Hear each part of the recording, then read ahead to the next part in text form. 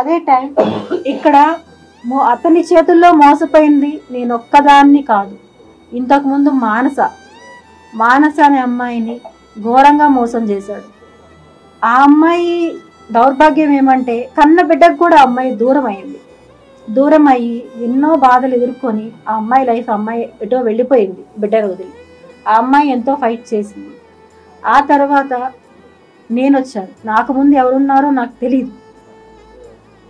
నేను నా సమస్యలు మొదటైన కారణమైన మహిళ ఎవరైతే ఉన్నారో ఆ అమ్మాయికి వాళ్ళ ఇంటికి వెళ్ళి నేను చెప్పాను.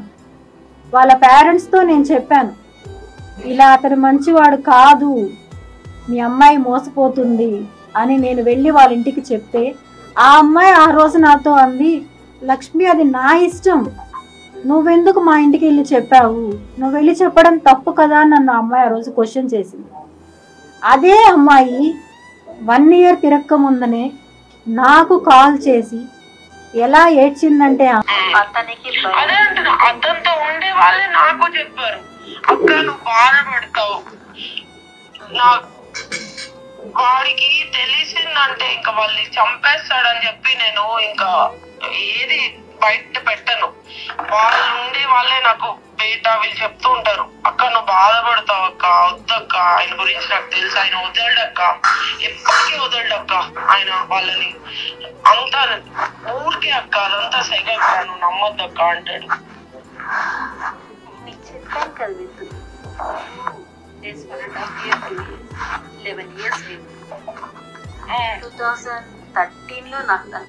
నాకు ఒక మాట అన్నాడు నీ గురించి, ఏమన్నాడంటే నువ్వేదో పీక్తావని, నువ్వేదో డబ్బులు ఇస్తావని, నాకు డబ్బులు ఇచ్చే లక్ష్మిని వదులుకున్నా అన్నాడు.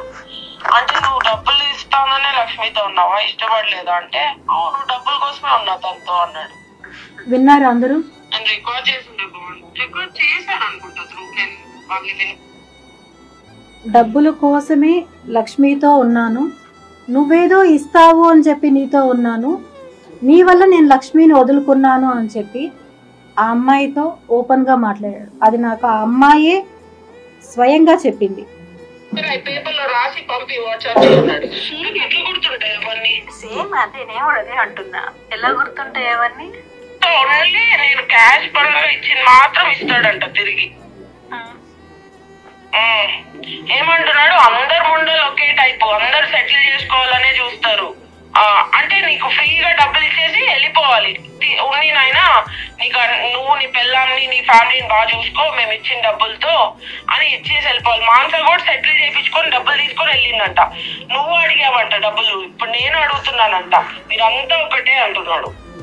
నేను ఖచ్చితంగా అడిగాను మీరు, కానీ నేను అడిగాను. నేను ఎప్పుడు అడగలేదు, నిజం చెప్పాలంటే నేను ఇన్ని రోజులు అడగలేదు లక్ష్మి, ఎప్పుడు డబ్బుల గురించి ఎప్పుడు రాలేదు. కానీ ఇప్పుడు ఈ రోజు డెఫినెట్లీ అడిగాను. నేను ఎందుకు అడిగాను చెప్పనా, ఎంత అవమానించాను నన్ను వాళ్ళ ఇంట్లో. నా డబ్బులు తీసుకొని నా డబ్బులు తినేసి నన్నంతా అవమానించి ఇప్పుడు ఫోన్ చేసి నువ్వు నన్ను తలెత్తుకోనికుండా చేసావు నా వీధిలో. ఇప్పుడు నేను ఈ రోజు అంతా బయటకి కాళ్ళు అడుగు పెట్టలేదు, భయం నాకు పెట్టాలంటే, నా పరువు పోయింది నిన్నటితో అంటున్నాడు. మొత్తం వాడు చేసింది, నేను కారులోనే కూర్చున్నా, దిగను కూడా లేదు, దిగు అది ఇది అని గట్టిగా అరిచి నన్ను లాగి తోసి అన్ని చేసింది వాడు. అప్పుడు పక్కింటోళ్ళు ఎదురింటోళ్ళు అందరు చూసారు. అప్పుడు ఎవరు తీసుకున్నట్టు, ఎవరు పరువు ఎవరు తీసుకున్నట్టు? నేను తీసానంట పరువు, మొత్తం వీధిలో తెలిసిపోయింది. ఇప్పుడు నా పరువు పోయింది, నా లైఫ్. ఇది మళ్ళీ నేను సపరేట్గా సెండ్ చేస్తానండి. ఇప్పుడు పేరు నేను చెప్తాను. ఇలా నా